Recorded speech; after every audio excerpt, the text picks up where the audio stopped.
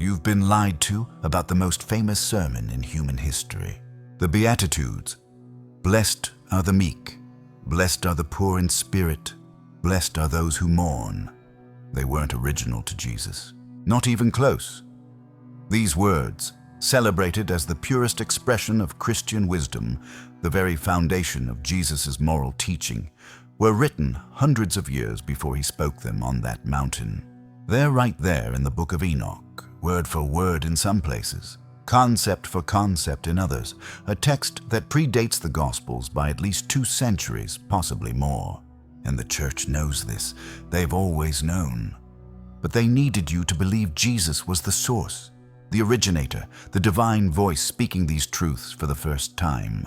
Because if you knew he was quoting, borrowing, adapting, maybe even memorizing from a banned book that was already ancient when he walked the earth, it changes everything. It means the Son of God, the perfect incarnation of divine wisdom, was drawing from earlier scripture that the church later decided was too dangerous to include in the Bible. That's not a small detail. That's a crack in the foundation. And once you see it, the whole structure starts to look different. The Sermon on the Mount is Christianity's most sacred moral teaching. Matthew chapters 5 through 7, the core of Jesus' message, the distilled essence of what it means to be a follower of Christ. For 2,000 years, believers have been told these are the original words of God made flesh, spoken on a hillside in Galilee to a crowd hungry for truth. But here's what they didn't tell you. Nearly every major theme in that sermon appears in the Book of Enoch. The blessing of the righteous, the promise of comfort for those who mourn, the inheritance of the earth for the meek, the hunger for righteousness that will be satisfied, the merciful receiving mercy, the pure in heart seeing God, the peacemakers called children of God. It's all there, written in Aramaic and Hebrew centuries before Jesus was born, preserved by Jewish communities who understood this text was sacred, even if the later church would work tirelessly to erase it from public knowledge. Enoch wasn't just a prophet. He was a scribe, a witness, a man who walked with God and wrote down what he saw.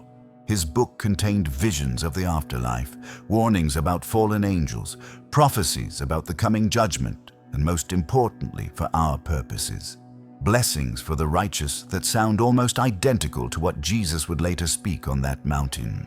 This isn't speculation. This isn't fringe theory. Scholars have known about these parallels for over a century, ever since the full text of Enoch was translated and made available to Western readers. But that knowledge stayed locked in academic circles, buried in footnotes and scholarly journals, kept away from the average believer who might ask uncomfortable questions. Because once you know that Jesus was drawing from Enoch, you have to ask, why didn't the church tell us? Why did they remove the Book of Enoch from the canon? Why is it considered apocryphal, outside the approved list, when it clearly influenced the very words we're told are the pure, unfiltered voice of God? The answer is control. Always control. If you believe Jesus' words are completely original, then he stands alone as the single source of divine truth, and the church stands as the sole interpreter of that truth. But if Jesus was studying, learning, and teaching from older texts that were once widely read and respected but are now hidden, then the chain of authority breaks. You start to realize that wisdom didn't start with the church. It didn't even start with Jesus. It flows from something older, deeper, more ancient than any institution could claim to own. Let's look at the evidence. In the Book of Enoch, particularly in what scholars call the Epistle of Enoch, or 1 Enoch, chapters 92-105, there's a section known as the Woes and Blessings. These passages speak directly to the suffering righteous, promising them comfort, inheritance, and divine favor. Here's one example from Enoch 96:1. Be hopeful, you righteous, for the sinners shall perish quickly before you, and you shall rule over them according to your desires. Compare that to Matthew 5:5. Blessed are the meek, for they shall inherit the earth. The theme is identical. The righteous, the humble, Those who suffer now will be given dominion, will receive their reward, will inherit what the wicked currently possess. Enoch says it first. Jesus echoes it later. This isn't coincidence. This isn't parallel development. This is direct influence, clear borrowing, unmistakable connection, and it doesn't stop there. Enoch 96:3 says, "Be hopeful, you righteous, for those who have died in righteousness shall live and rejoice, and their spirits shall not perish." Matthew 5:4. "Blessed are those who mourn, for they shall be comforted." Again, the same promise, those who die righteous, those who mourn the loss of righteousness in the world. They will find comfort, they will live beyond death, their spirits will not be lost. Enoch wrote it down after his visions. Jesus spoke it to his followers. The pattern is clear. There's more. Enoch 103:9-15 describes the fate of the righteous and the wicked in vivid detail, explaining that the souls of the righteous will shine like the sun, while the sinners will be cast into darkness. This matches perfectly with Matthew 5:14-16, where Jesus tells his followers, "You are the light of the world. Let your light shine before men." The metaphor of the righteous as light, shining in contrast to the darkness of sin, is a central theme in Enoch. Jesus didn't invent it. He inherited it. He learned it. And he taught it to his disciples, who wrote it down as if it were brand new. But it wasn't new. It was ancient wisdom, passed down through generations, preserved in a text that was once part of Jewish sacred literature, but later deemed too dangerous to include in the Christian Bible. Why? Because it didn't fit the narrative. Because it gave too much power to individual seekers.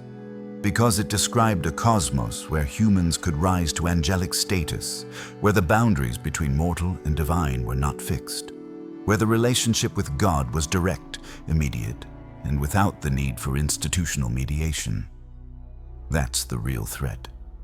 Not that Enoch was false, but that it was true in ways the church couldn't control. The Beatitudes. Blessed are the poor in spirit. Blessed are those who hunger for righteousness. Blessed are the pure in heart. These aren't just moral platitudes. They're spiritual codes, keys to understanding the nature of the soul's path through this world and into the next. And Enoch lays out that path centuries before Jesus walks the earth. In Enoch's visions, he sees the righteous rewarded, the wicked punished, and the structure of heaven and hell explained in precise detail. He describes the garden of righteousness, where the souls of the just go after death, a paradise of light and peace that matches the kingdom of heaven Jesus promises to his followers.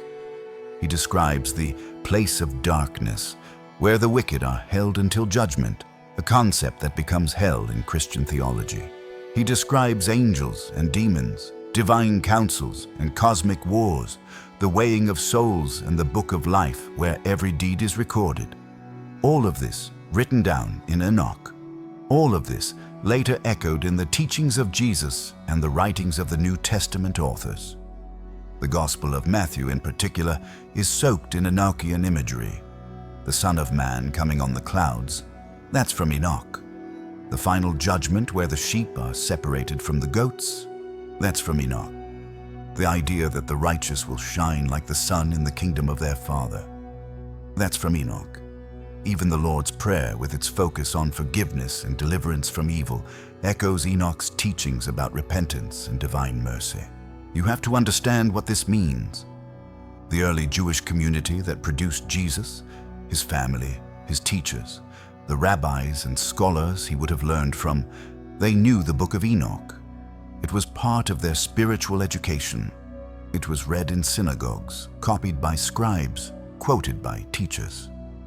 The Dead Sea Scrolls, discovered in the caves near Qumran, contained multiple copies of Enoch, more than almost any other text except the Psalms.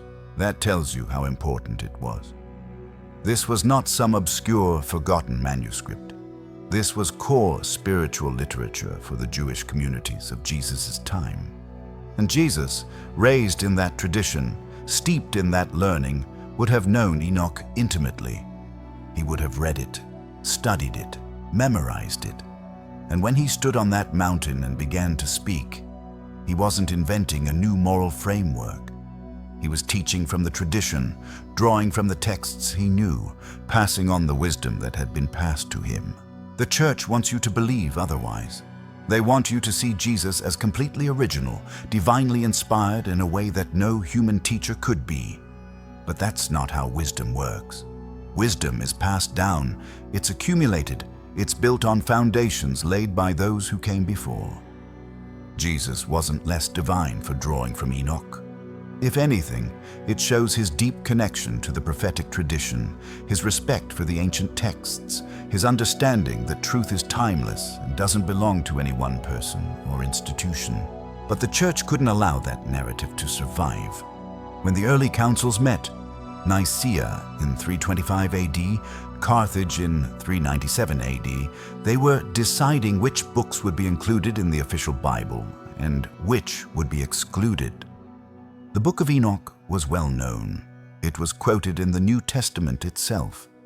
The Epistle of Jude, verses 14-15, directly quotes from Enoch's prophecy. "Behold, the Lord comes with 10,000s of his holy ones to execute judgment on all." That's from 1 Enoch 1:9, word for word. So here you have a New Testament author quoting Enoch as scripture, treating it as authoritative as the word of God. And yet when the councils met to finalize the canon, Enoch was left out. Why? The official reason given was that it was apocryphal, outside the accepted tradition of uncertain authorship, too mystical for mainstream Christianity, but the real reason is more sinister. Enoch describes a cosmos that's too big, too complex, too independent of human religious authority. It describes angels who fall, who rebel, who teach forbidden knowledge to humanity. It describes humans who rise to become like angels, who walk with God and are taken into heaven without dying. It describes a spiritual hierarchy that exists independent of earthly churches, priests, or rituals. In short, it makes the institutional church unnecessary. If you can read Enoch and understand the path to righteousness on your own, if you can follow that path and rise to divine status through your own spiritual work, then what do you need a priest for? What do you need confession, communion, sacraments, tithes, or papal authority for? You don't. The knowledge is yours. The power is yours. The relationship with the divine is direct and unmediated. That's what Enoch offers.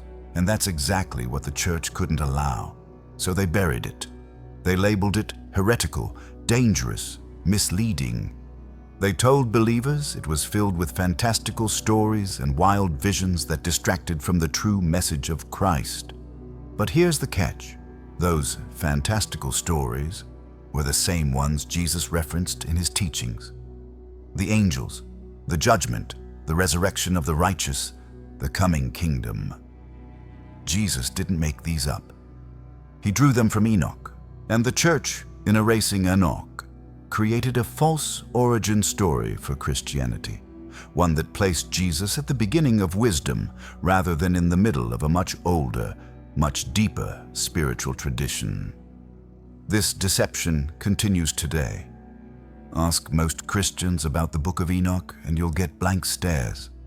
Those who've heard of it often think it's some New Age invention, some modern spiritual fad. They don't know it predates the New Testament. They don't know it was sacred to the Jewish communities of Jesus' time. They don't know that Jesus himself was steeped in its teachings, and they certainly don't know that the Sermon on the Mount, the most famous sermon in history, the moral cornerstone of Christianity, is essentially a retelling of Enochian wisdom. But now you know. And that changes everything. Let's go deeper into the specific parallels.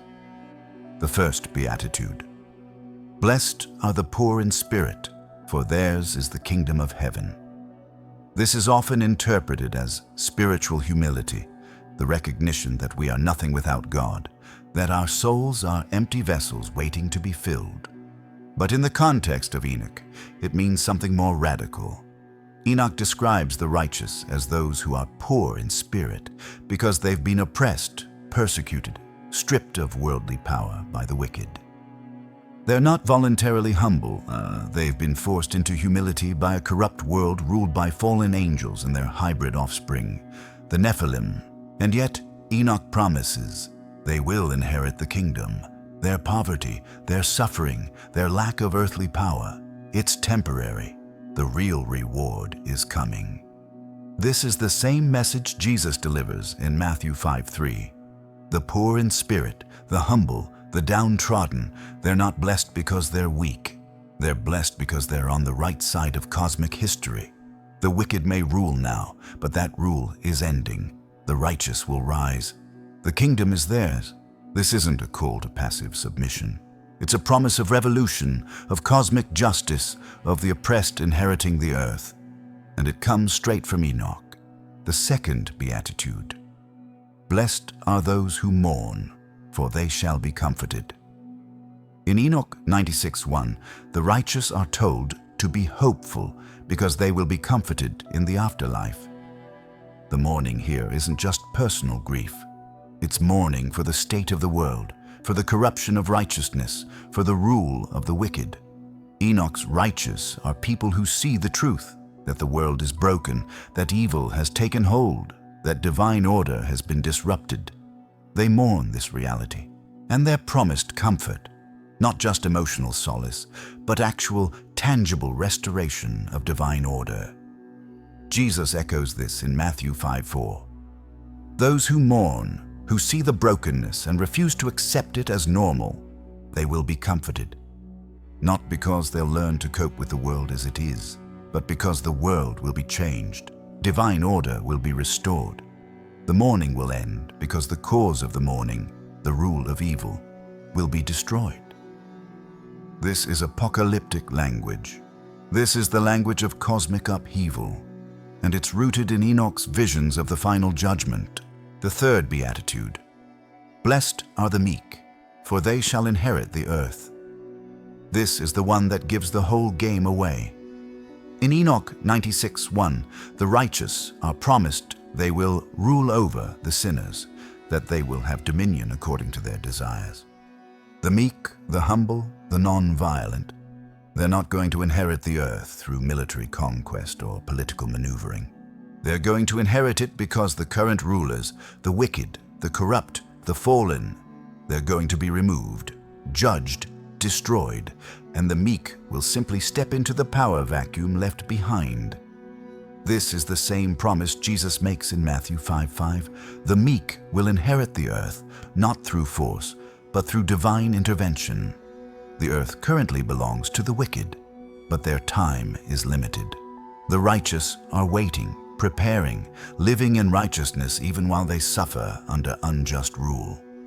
And when the judgment comes, when the cosmic reset happens, they will inherit everything. This isn't a spiritual metaphor. This is a concrete promise of power transfer. And it's taken directly from Enoch's prophecy, the fourth beatitude. Blessed are those who hunger and thirst for righteousness, for they shall be satisfied. Enoch 1:8-7 speaks of the righteous who hunger for the words of the Holy One and who will be filled with joy. The hunger here is spiritual, a deep, aching desire for divine truth, for justice, for the world to be set right. And the promise is that this hunger will be satisfied, not through human effort, not through religious ritual, but through divine revelation and the coming of the kingdom. Jesus uses the exact same language in Matthew 5:6.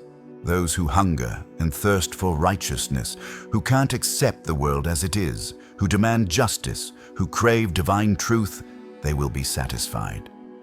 The hunger will be filled. The thirst will be quenched. And this satisfaction isn't about personal fulfillment or emotional peace. It's about seeing divine justice enacted, seeing righteousness restored, seeing the kingdom come to earth as it is in heaven. This is the prayer Jesus teaches his disciples. Thy kingdom come, thy will be done, on earth as it is in heaven. And it's the same vision Enoch had centuries earlier when he was taken into the heavens and shown what the future holds. The fifth Beatitude. Blessed are the merciful, for they shall obtain mercy. Enoch 54 describes how mercy shall be extended to the righteous and holy. The merciful, those who show compassion, who forgive, who refuse to participate in the cycle of violence and revenge, they will receive the same treatment from the divine. This is karma, cosmic reciprocity, the universal law that what you give is what you receive. Jesus teaches this in Matthew 5:7, but he's not inventing the concept. It's right there in Enoch, and it's also found in nearly every ancient wisdom tradition. The Buddhists call it karma, the Hindus call it dharma, the Egyptians called it ma'at, the principle of cosmic balance. You reap what you sow. The merciful will receive mercy. The violent will receive violence. The compassionate will be shown compassion. This isn't unique to Christianity. It's universal spiritual law, and Enoch taught it long before Jesus walked the earth. The sixth Beatitude. Blessed are the pure in heart, for they shall see God. Enoch 92:3-4 speaks of the righteous whose spirits shall not perish, and who will see the great glory. The pure in heart, those who live with integrity, whose intentions are clean, who act from genuine righteousness rather than selfish ambition, they're the ones who get direct access to the divine. They don't need a priest to interpret God for them. They don't need a church to mediate the relationship. They see God directly. This is the promise Enoch received when he was taken into the heavens. He saw God. He stood in the divine presence. He became so pure, so righteous, so aligned with divine will that he was transformed into an angel. Metatron, the scribe of heaven. And Jesus promises the same thing to his followers in Matthew 5:8. The pure in heart will see God. Not metaphorically, not symbolically. They will actually experience the divine presence directly. This is mystical teaching. This is the core of esoteric Christianity, the secret knowledge that the church tried to suppress. Because if everyone can see God directly, if purity of heart is the only requirement, then the entire religious hierarchy becomes obsolete. The seventh Beatitude. Blessed are the peacemakers, for they shall be called children of God. Enoch 71:15 describes how the righteous will be called sons of the angels. The peacemakers, those who refuse violence, who seek reconciliation, who work to heal division, they're elevated to divine status. They become children of God, sons of angels, part of the heavenly family. This isn't about being nice. This isn't about avoiding conflict. This is about recognizing that violence perpetuates the rule of the fallen angels, the watchers who taught warfare to humanity. The peacemakers reject that teaching. They refuse to participate in the cycle of violence, and because of this, they're adopted into the divine family, recognized as true children of God. Jesus teaches this in Matthew 5:9, but again, the concept comes from Enoch. The righteous become like angels. They're elevated beyond their mortal status. They're given new names, new identities, new places in the cosmic hierarchy. This is the path Enoch walked, and it's the path Jesus is showing his followers. The eighth and ninth Beatitudes deal with persecution. Blessed are those who are persecuted for righteousness' sake. Blessed are you when others revile you and persecute you and utter all kinds of evil against you falsely on my account. Enoch is filled with references to the persecution of the righteous. Enoch 95:7 warns, "Woe to you sinners, for you persecute the righteous."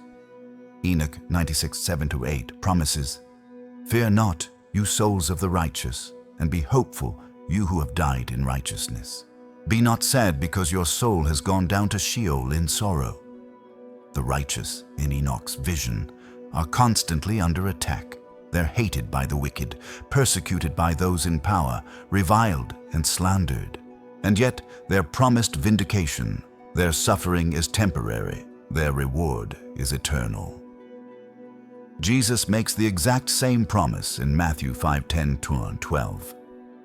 Those who are persecuted for righteousness, who suffer because they refuse to compromise, who are hated and attacked for following the divine path, they're blessed. Their reward in heaven is great. The prophets before them were persecuted in the same way. This isn't about enduring suffering for its own sake. It's about recognizing that the path of righteousness always faces opposition from the forces of corruption. And it's about holding firm in the knowledge that divine justice is coming. All of these parallels, every single beatitude, they're rooted in Enochian teaching. Jesus didn't pull these blessings out of thin air. He didn't receive them as original divine revelation on that mountain. He learned them, he studied them, he internalized them from the sacred texts of his tradition, and then he taught them to his followers. This doesn't make him less significant. It doesn't diminish his spiritual authority, but it does change the story. It means Christianity isn't a clean break from Judaism, a brand new religion with completely original teachings. It's a continuation, a development, an interpretation of much older wisdom. And the fact that the church hid this connection, that they removed Enoch from the Bible and pretended Jesus was speaking in a vacuum, that's the real scandal, because it reveals the true purpose of religious institutions, not to preserve wisdom, but to control it, not to free people, but to bind them, not to encourage direct experience of the divine, but to force that experience through approved channels, approved interpreters, approved authorities. Let's talk about why the church removed Enoch. The official reasons are weak, uncertain authorship, late composition, inclusion of mythological elements. But these reasons don't hold up under scrutiny. The Book of Daniel, which is in the Bible, also contains mythological elements and apocalyptic visions. The Song of Solomon is included despite having no explicit mention of God. The Book of Esther never mentions God by name, yet it's canonical. So it's not about mythological content or literary style. It's about what Enoch teaches and what that teaching does to religious authority. Enoch teaches that humans can become angels. That's the core message. Enoch himself was taken by God and transformed into Metatron, one of the highest angels in heaven. This means the boundary between human and divine isn't fixed. It's permeable. You can cross it, not through faith alone, not through ritual or sacrament, but through righteousness, through walking with God, through living in such harmony with divine will that your very nature changes.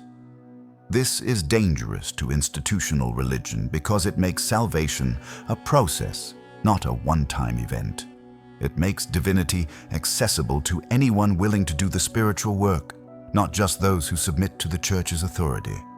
It makes the church itself optional. Enoch also teaches about the Watchers, angels who fell, who taught forbidden knowledge to humanity, who corrupted the world. But here's the twist. The Watchers didn't teach evil. They taught technology. They taught cosmetics, metalworking, astrology, warfare, writing. These things aren't inherently evil. They're tools. But they were given to humanity too soon, before humans had the wisdom to use them properly. This is the story of Prometheus, the titan who stole fire from the gods and gave it to humanity. It's the story of every technological leap that outpaces spiritual development, and it's happening again today. We have artificial intelligence without artificial wisdom. We have genetic engineering without genetic ethics. We have nuclear weapons without nuclear compassion. The warning of the Watchers is more relevant now than ever. But the church couldn't include this warning in the Bible because it implies that divine beings can make mistakes, that heavenly hierarchies can fail, that authority from above isn't automatically good. This undermines the entire structure of ecclesiastical power, which rests on the assumption that authority flows down from God through the church to the people, and that this chain is unbreakable and infallible. Enoch also teaches about the Nephilim, the hybrid offspring of the Watchers and human women. These beings were giants, powerful and violent, who filled the earth with corruption and violence. God sent the flood to destroy them, to wipe the slate clean and start over. But even after the flood, the text suggests the Nephilim bloodline survived. This is where things get really uncomfortable for mainstream theology. Because if the Nephilim survived, if their bloodline continued, then not everyone on earth is purely human. Some people carry the genetic legacy of fallen angels. Some bloodlines are corrupted. This opens the door to all kinds of questions about human nature, about heredity, about whether sin is spiritual or genetic or both. And these questions lead to dangerous places, to ideas about pure bloodlines and corrupted bloodlines, to attempts to identify who's who, to persecution of those deemed impure. The church understood this danger. They knew that including Enoch would open these questions, so they closed them by exclusion. But the questions don't go away just because you ignore them. They fester in the shadows, emerging in conspiracy theories, in fears about contamination and corruption, in the persistent sense that something is deeply wrong with the world, and maybe it's in the blood, in the genes, in the fundamental makeup of who we are. Jesus knew all of this. He was teaching in a time when the Book of Enoch was widely read, when the story of the Watchers and the Nephilim was part of the cultural background. When he talked about the kingdom of heaven, his listeners would have understood it in Enochian terms, as the restoration of divine order, the removal of the wicked, the vindication of the righteous, the end of the age of corruption. When he talked about angels and demons, about Satan and his kingdom, about the final judgment and the resurrection of the dead, he was using language his audience already knew from Enoch. He wasn't introducing new concepts. He was working within an established framework. But over time, as Christianity spread beyond its Jewish roots, as it moved into Greek and Roman cultures that didn't know Enoch, the framework was lost. The teachings were preserved, but the context was stripped away. And without that context, Jesus' words took on new meanings. Meanings that served the purposes of the growing church but departed from the original intent. The Sermon on the Mount is presented as a new law, a replacement for the old Mosaic covenant. But in Enochian terms, it's not new at all. It's a restatement of the eternal spiritual law that Enoch learned in the heavens.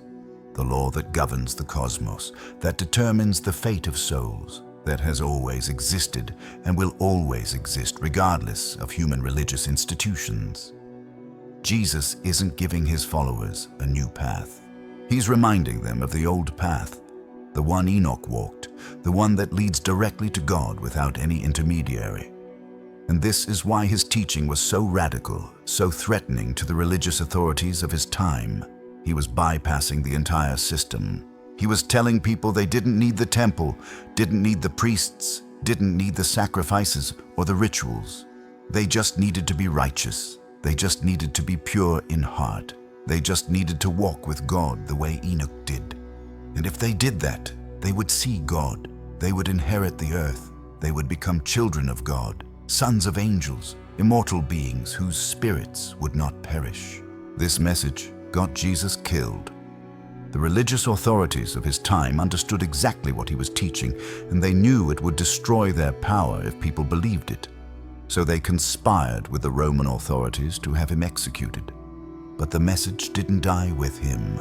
His followers continued to teach it, to spread it, to build communities around it. And for a while, in those early decades and centuries, Christianity was a revolutionary movement. It challenged Roman authority. It rejected the worship of the emperor. It created alternative communities where slaves and free people, men and women, Jews and Gentiles, could gather as equals. It was dangerous, subversive, powerful. But then something changed. Constantine converted. Christianity became the state religion. The councils were called. The creeds were written, the Bible was canonized, and the revolutionary message was tamed, domesticated, turned into a tool of imperial control. The Book of Enoch was removed, the Gnostic Gospels were destroyed, the mystical teachings were suppressed, and Christianity became what it had originally opposed. a system of religious authority that demands obedience, that promises salvation in exchange for submission, that keeps people passive by telling them to wait for the next life instead of demanding justice in this one. But the original message survived, not in the official teachings of the church, but in the heresies, in the mystical traditions, in the secret societies, in the underground streams of esoteric Christianity. The Cathars taught that the material world was created by an evil god.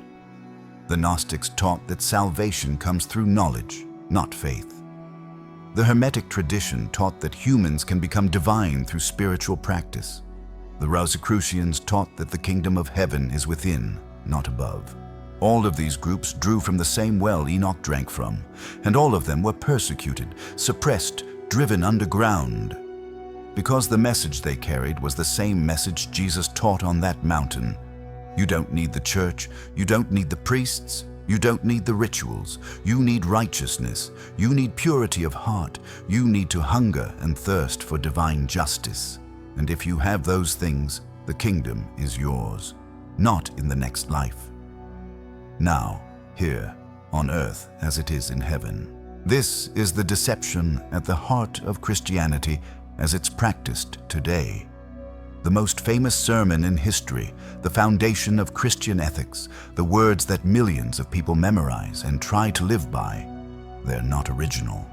They're adapted, borrowed, repurposed from a text that predates Jesus by centuries, a text that the church decided was too dangerous to include in the Bible. And the reason it's too dangerous is because it tells the truth. The path to God is direct. You don't need mediation. You don't need an institution telling you what to believe, how to worship, when to kneel. You need to be righteous. You need to be meek, merciful, pure in heart. You need to mourn the corruption of the world and refuse to participate in it. You need to be a peacemaker, even when the world demands violence. And if you do these things, not because a priest told you to, not because you're afraid of hell, but because it's the right way to live, because it's aligned with cosmic law, because it's the path Enoch walked and Jesus followed, then you will inherit the earth. You will see God. You will become a child of the divine. The church doesn't want you to know this. They want you dependent.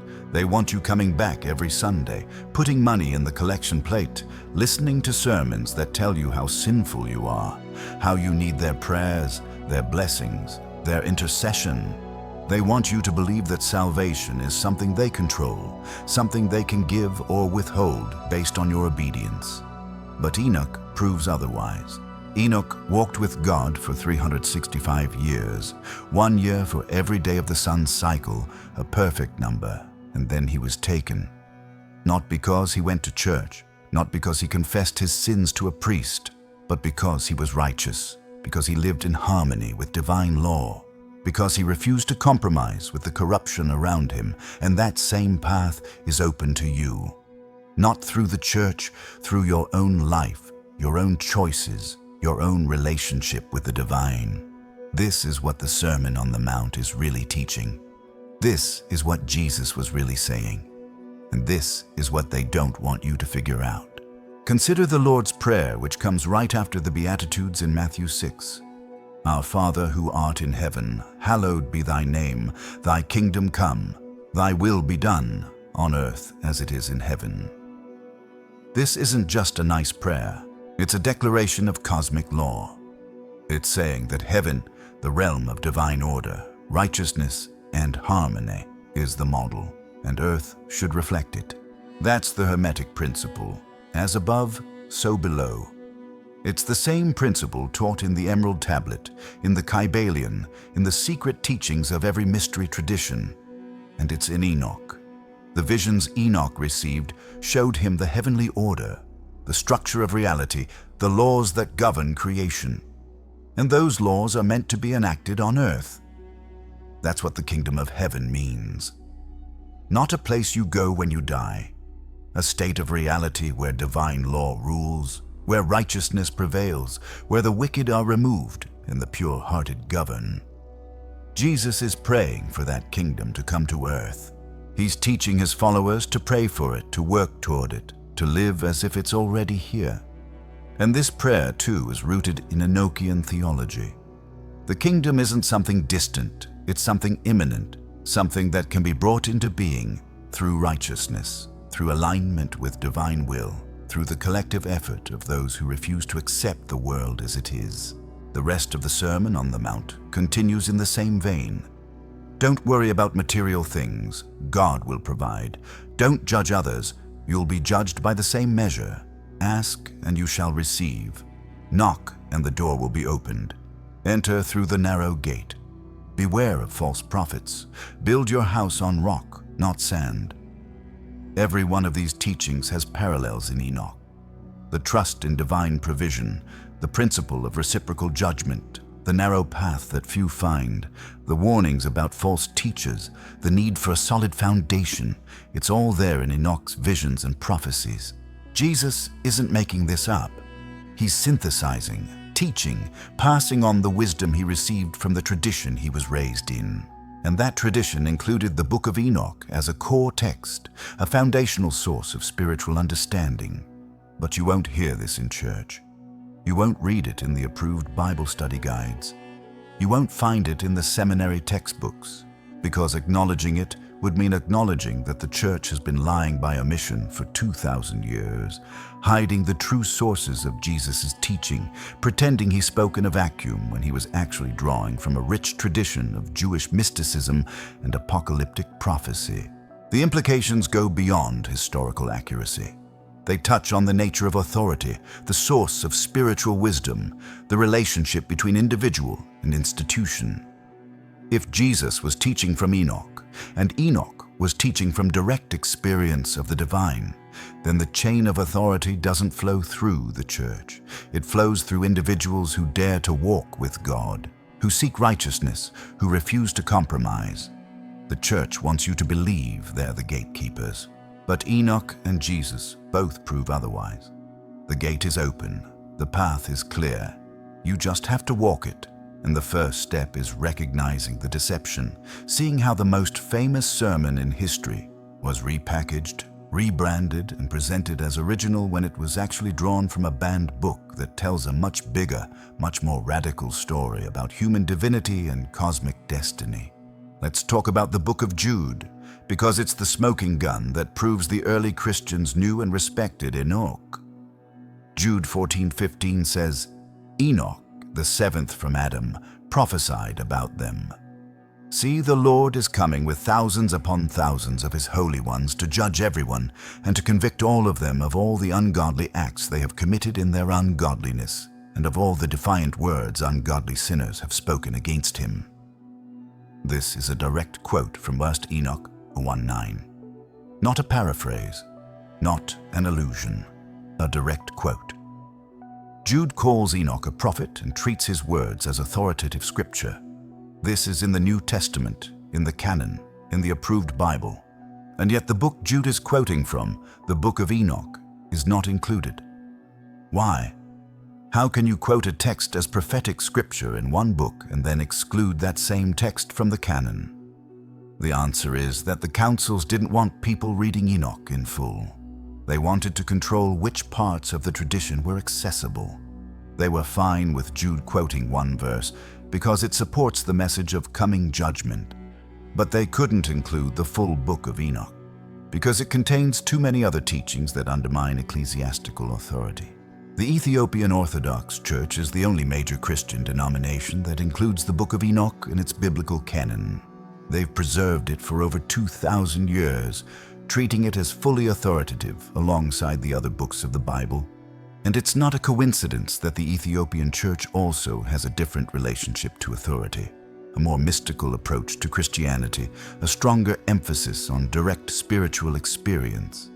They understand something the Western Church tried to suppress, that Enoch is essential to understanding the full scope of biblical teaching, that without it, you're missing crucial context for the New Testament, that Jesus' words make more sense when you know the tradition he was drawing from. But the Western Church, both Catholic and Protestant, excluded Enoch. They called it apocryphal, deuterocanonical, outside the main tradition. And in doing so, they created a gap in understanding that has lasted for nearly 2 millennia. The Dead Sea Scrolls, discovered in 1947, changed everything. Among the hundreds of texts found in those caves, there were multiple copies of the Book of Enoch. Not just one or two, but many. More than almost any other text except the Psalms. This tells us that the community at Qumran, likely the Essenes, considered Enoch to be core scripture. They copied it, studied it, passed it down. These were the people living just before and during the time of Jesus. This was the spiritual milieu he was raised in.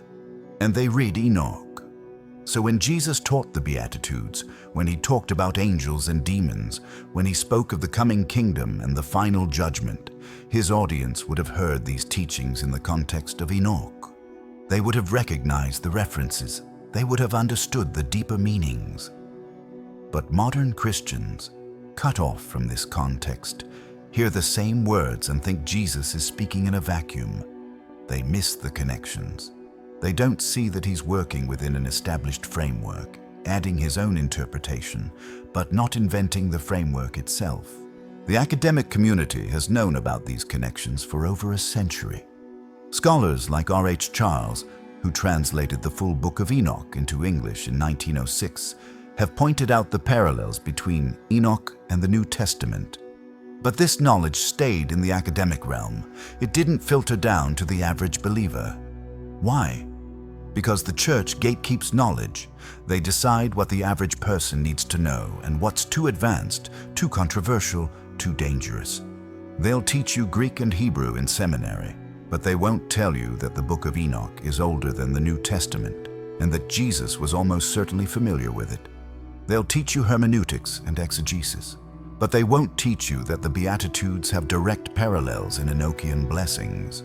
They'll teach you systematic theology, but they won't teach you that the entire theological framework of heaven, hell, angels, demons, and final judgment comes from apocalyptic Jewish texts like Enoch, not from Jesus' original teaching.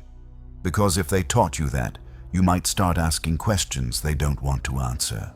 Here's another layer, the concept of the Son of Man. Jesus repeatedly refers to himself as the Son of Man, especially when talking about his future return and the coming judgment. The Son of Man will come in his glory and all the angels with him. This title, Son of Man, is central to Jesus' self-understanding. But where does it come from? The Book of Enoch. In 1 Enoch 46-48, there's a vision of the Son of Man sitting on a throne of glory, judging the wicked, vindicating the righteous. This figure is pre-existent, meaning he existed before the creation of the world. He's the chosen one, the anointed, the Messiah. And Enoch sees him in vision, describes him in detail. Jesus takes this title and applies it to himself.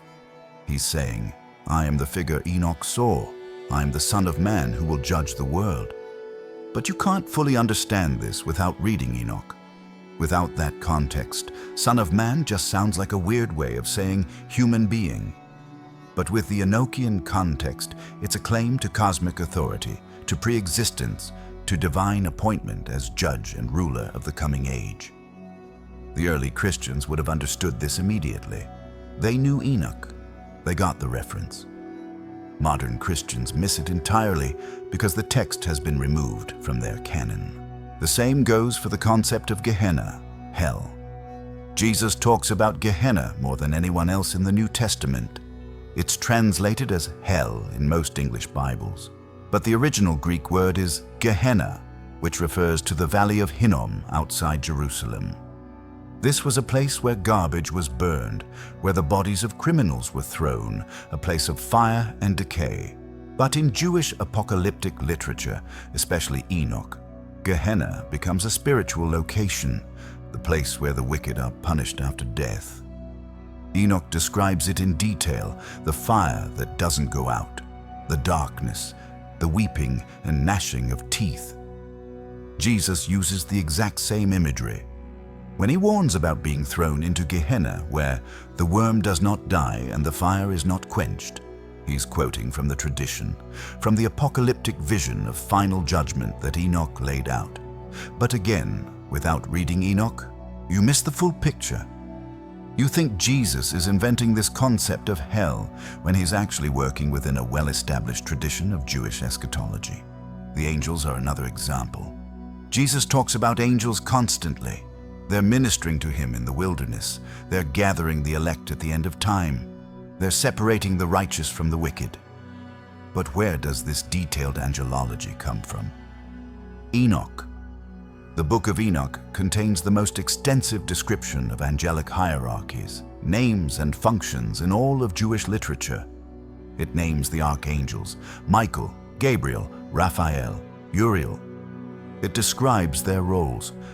Michael is the warrior, Gabriel is the messenger, Raphael is the healer, Uriel is the guardian of knowledge.